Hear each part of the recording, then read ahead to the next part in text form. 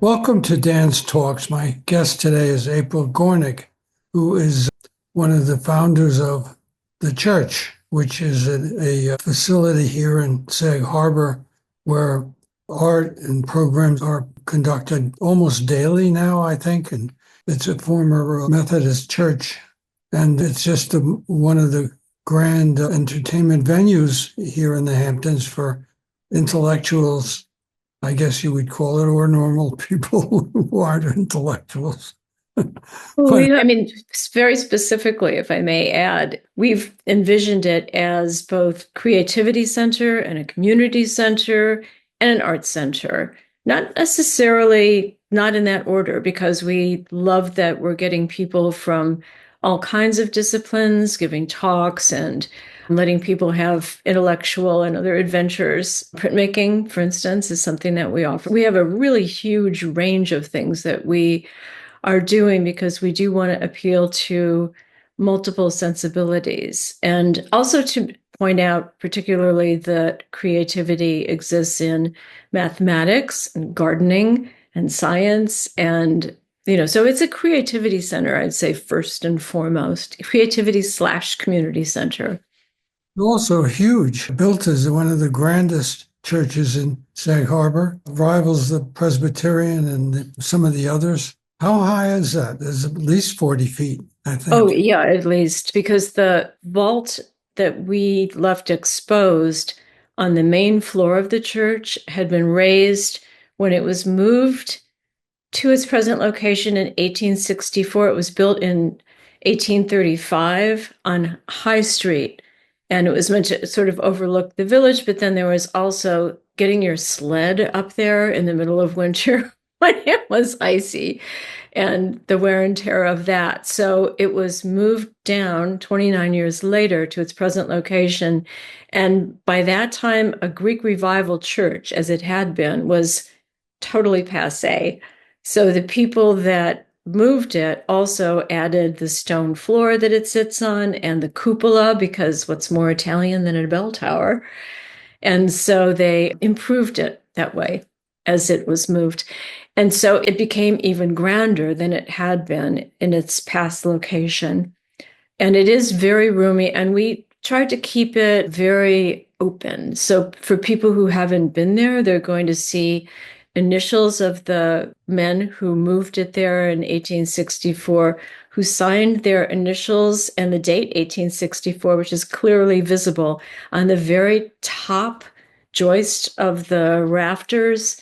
And it was never intended to be seen. It was their little secret authorization, but you can go see it now. And we actually have a door downstairs on which are listed all the people who built the church for us, that renovated the church for us. So we're trying to continue that cool tradition of honoring workers. Well, it's a spectacular space in the main nave. I guess it is at least 100 people, I think, could sit in there at any one time. Oh, more. Yeah, we're zoned for more than that, maybe 120 to 50. We do everything by fire regulations, of course, but yeah, we can fit a lot of people in there. And it's very roomy, and it also has astonishing acoustics. So when we do music performances, for instance, we've done a lot of live music in that, including classical, jazz, opera, you name it. I mean, it's a really big spread. Contemporary, we had G.E. and Jorma perform. We've had an astonishing array of and variety of performers. And the church, because the wood is so old and the rosin has crystallized and all this 300-year-old pine, there's an additional sort of amplification that the wood itself gives, like the way that Guarneri and Stradivari violins augment sound.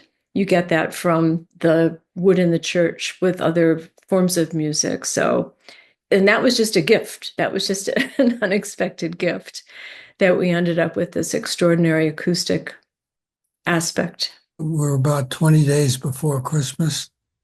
And what's scheduled between now and mid-January that is of interest? Oh, well, we have a lot of things going on. We just had a poetry was yesterday. This afternoon is featuring a person who works for us at the church named Janoy Johnson, who's from Jamaica. And he is serious scholar of Yoruban and other African diasporic religions and the way that they've affected the Caribbean. And he's giving a talk on the feminine divine in those religions this afternoon. And he's also a dancer. So we've had him do this before. We've had him talk a little bit about this before. This is an extension of that talk where he actually can perform dances in which I've seen him do this. He suddenly incorporates a kind of a feminine spirit. It's amazing. That's just this afternoon. We had a drawing workshop also yesterday, as well as a wonderful talk that Sherry Pasquarella, who I cannot say enough about, she has taken the reins of the church and is leading it brilliantly. And she had given a talk with Ben Hassett, who's a photographer who's in our current show, which is the Churchennial show. And the Churchennial is all of the residents that we've had for the last 3-4 years. And all of those who wanted to be in the show could participate. And Ben Hassett is in it. And he's also quite a photographic historian. And his piece is a kind of a print that's modern and kind of multiple chairs in different colors. But they did a survey of photography over the last 150 years, basically, in which they both brought slides and then talked about photography and the history. It got very complicated and wonderful. So that was really for photographic weenies. It was great. Well, what's coming up, say, after December? Well, so the big news for us after the holidays is that the Martha Graham Dance Company, who were the first visiting artists that we ever had at the church, amazingly, are coming back. And we're going to accompany that with a show that includes some incredible sculpture and set aspects that they did in Kulidi Noguchi. And we're going to have performances, and it's going to be a fantastic exhibit. And this is something that Sherry has put together with the Martha Graham Foundation and dancers. So that's something that no one should miss, because they're having an incredible kind of anniversary celebration of Martha Graham, and it's going to be brilliant. When we opened with the Martha Graham dancers first in 2021-22, we actually had to have them masked and have a limited amount of them be visitors just for safety and health reasons. But people came masked to watch rehearsals and to watch the direction the choreographers were working with. And all the choreographers for the company are very dedicated to Graham's vision. And so, like Sherry's vision with our vision for the church, the Martha Graham choreographers maintain that vision and just expand it. So it's going to be a fantastic month, for a couple of months, actually, for Martha Graham being there. So I welcome everyone to come and experience their charge, because they're incredibly inspirited, joyful, profound, balanced contemporary dancers. And you'll see so much in it on our website, because it's going to be multiple events. It won't be just one thing. It'll be many, many, many events with talks and performances and rehearsals and etc. So the best thing for anyone interested to do is to go to our website, thechurchsagharbor.org, and there you'll find a whole schedule of the events. What else is coming up? Past that, we're going to have, as we always do every year, we'll have the participation of Pearson High School. We'll have the Sag Harbor in Focus photo show. We have a fashion show planned for later.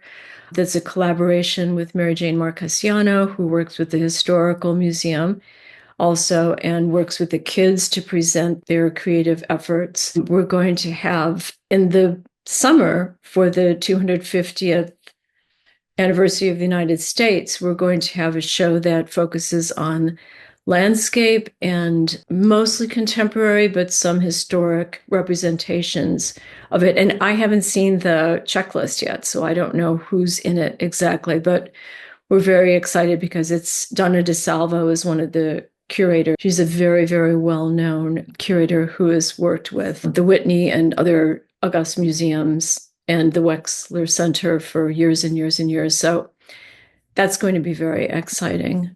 It's been open now for 3 years, 2.5 years. And What are some of the highlights that come to your mind that you think about when you think of events that have taken place at the church? Oh, highlight events. My God, there have been so many. We regularly have Bruce Wallace off presenting new work that he's composed. We have the Sag Harbor Song Festival, which is young opera singers that perform every September. And it's kind of in the spirit of auditions at the Met, which is a really great thing to be able to offer the public. They're always sold out. They're always fantastic. We've had other classical and other compositional, more contemporary compositional works that have been premiered there. That's just music. In dance, we've had jazz, contemporary, ballet once, but also accompanied by talks about the way that people work, the inspirations that they had when they've created what they are presenting. So there's usually a dimension with what we do that also lets people interact with whoever is speaking and presenting something so that they are given a more intimate view of the creative process. That's really important to us. We regularly have printmaking workshops that are led by Samuel Havens, who is just a genius. He's great. And he works with everybody in the community, beginners, people who have never made a print before. These are usually monotype prints if you know anything about printmaking, and a lot of people don't. But we've had Rishi Johnson and Amy Silman and incredibly important contemporary artists come and work there too with him. We have a very, very full schedule of printmaking going on. We've had several ceramicists as visiting artists who are extraordinary, and I hope that we can expand our potential to include something like ceramics. You need a lot of space for that. Plus, there's the little matter of a hot kiln that bakes them. So we're trying to figure out some way of including ceramics. Sculpture, Eric had the Ark last summer, arguably the most popular show we ever did as an exhibition. And that ran all summer long. I don't know if you had the pleasure, but it was all sculptures of animals that met you when you walked into the church in this powerful, profound, relatively mute way. So you would walk through the show having these experiences of encountering these beings that artists had created, recreated, abstracted. It was all manner of things. It was over 100 years of representations, and they were all sculptures. So it was like you were surrounded by these presences of animals. It was one of the most powerful shows ever. And it's traveling actually to Powerhouse in Brooklyn. So we've had a little luck with that. The shows have been amazing. We've done so many of them and really top draft exhibitions and curations. But so all the way from that to when Nada Berry talked about her life and how she arrived in Sag Harbor and how Sag Harbor changed her and she changed it, to Lisa Field at the Five and Dime talking about how the creativity involved in keeping a business alive for over 100 years now. That was a great talk. And, we regularly have things like cake and community parties. And there's a holiday party coming up in just a week or so that I invite people to come to. They're just open free-for-alls. We try to keep our prices low as possible because we want as many people to be able to afford coming to talks and events as possible.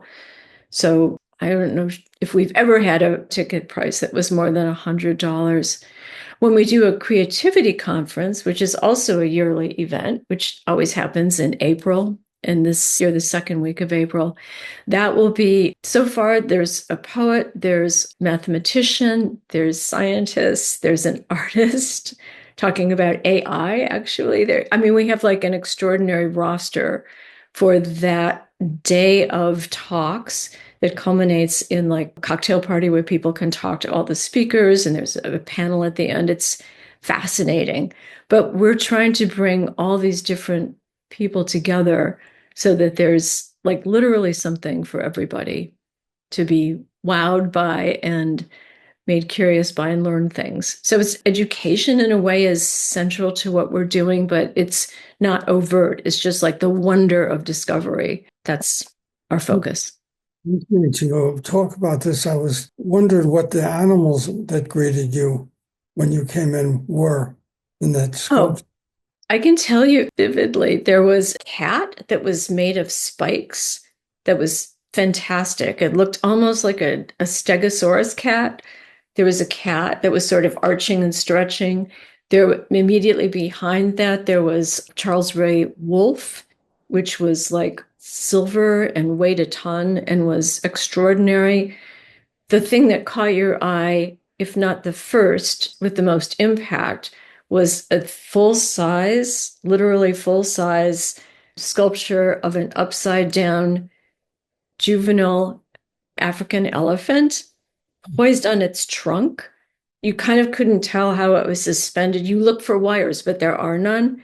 It was this massive elephant with, tusks and whatnot. It was kind of a surreal fantasy image of an elephant and its gravity and its power and its poise, but, like astonishing. There was an owl behind that was made of all these bristly materials. There was actually a chimpanzee that had walking sticks that was meant to be sort of like almost approaching humanness. That was a very unique sculpture. It goes on. We have a catalog for it if anyone ever wants to flip through it. Who missed that show, Dan, if that includes you? But it was really extraordinary. But we've also had, some of our big shows, and this is one of them, all of our big shows have focused on something that anybody could walk in and enjoy that sense of discovery with. And you're never hit with like long wall tags that say, what the artist really means when you look at this thing, which you cannot decipher and probably don't even care about. Instead, you're given like a more of a visceral experience, more of an emotional experience, and a more accessible experience. So we did the boxing show a couple of years ago. That traveled down to Florida, actually to a museum down there, the Norton. And then we had Women in Humor show. We had a show called Threading the Needle, which was contemporary art that's being made now of classic techniques for using fabric and thread. So weaving and stuffed things and fascinating things. Everybody from Louise Bourgeois to, it was a very, very, very broad show. And our very first show, for those who may have forgotten or never saw it, was a show that was called Road Rage. And it was all about cars. Because Eric thought of this. It was just trying to make something that was really, really, really fundamental to our culture that everybody could relate to. And we had fantastic things. We had a car that was made of piñata materials that was a lowrider and was sort of hoisted up so it had that bounce look to it. We had incredible cars. We had sculpture of the car that James Dean died in, squished up. And then we had this kind of fantasy car that a local artist had made. It was an amazing show. And also we had Laurie Anderson perform. If you know who Laurie Anderson is, she's a very famous contemporary performer. And she performed a car concert at Havens Beach during the pandemic. And everybody came in masks. And there was an actual concert script for the music. I don't even know if it's right to call it a script because it was like cars honking and then drums that were made out of car parts playing on it. So even in the short time that we've been open, it's like 4 years, we've had this amazing amount of things happen. And we just keep going because we just keep getting and having ideas. And as I said, especially with Sherry and the incredible team of people that we have working with us now, we have an acceleration that just seems automatic. So it's been very joyful and very exciting, and it's just going to continue to be. And for instance, while we have Martha Graham, we'll have things related to Martha Graham and dance and Noguchi sculptures and talks about all of that, and et cetera, et cetera. It's like we try to make everything a full experience for people who might be less interested in the dance and more interested in the Noguchi, for instance. Well, thank you very much for this talk and telling me about the church. Did you consider other names for this building? We've been asked that. Of course, the thing is that before we bought the church, for over a dozen years, because I had been like so involved in when I was with Save Sag Harbor and now that's still the Sag Harbor Partnership, and we were always trying to do projects that kind of save things in the village. People would like grab me on the street and they go, "What's happening with that church? What's happening with the church? I want to know what the church is going to become. Do you know who is somebody bought the church yet?" So a variety of questions that were all about like, what do I know about the church? So I came to be completely comfortable with the idea that it was the church because it always was the church for everybody who wondered what its next incarnation would be and worrying that, is it going to be a McMansion, which it was going to be just before we bought it. Then when it came to naming it, it was like I literally couldn't imagine calling it anything but the church. And honestly, it had the Rainbow School was in there for preschoolers when it was a church. People were memorialized. We tried to save the memorial plaques, but they had been shipped away. There were all these things about the church that I think creates a leftover spirit in the place. I think that the church itself, the building, has this kind of history that transmits to people when they're there. I know that sounds a little woo-woo, but I'm telling you, people are just, they love it and they love the way we've kind of exposed things in it. I'm going to say it has a soulful feeling. The building it's almost like it has a soul itself or something. I was raised Catholic, so full disclosure, who knows? Well, thank you for taking the time to talk about this incredible place. Oh, thank you so much for having me. I mean, I can't say enough. I hope that someday maybe you'll talk to Sherry Pasquarella because she has such a great vision for its future, and we're looking forward to it being continued way into the future, way after we're gone. And people have replaced the portraits of the noteworthy Sag Harbor folks in the windows with new ones. I see. The changing of the baton. Well, it will happen. Yeah. Thanks again. I'll talk to Thank you. you, Dan. It's great seeing you. And I hope you have a wonderful holiday. I hope everybody listening to this has a great holiday season and safe, of course. Bye-bye. Bye. Thanks.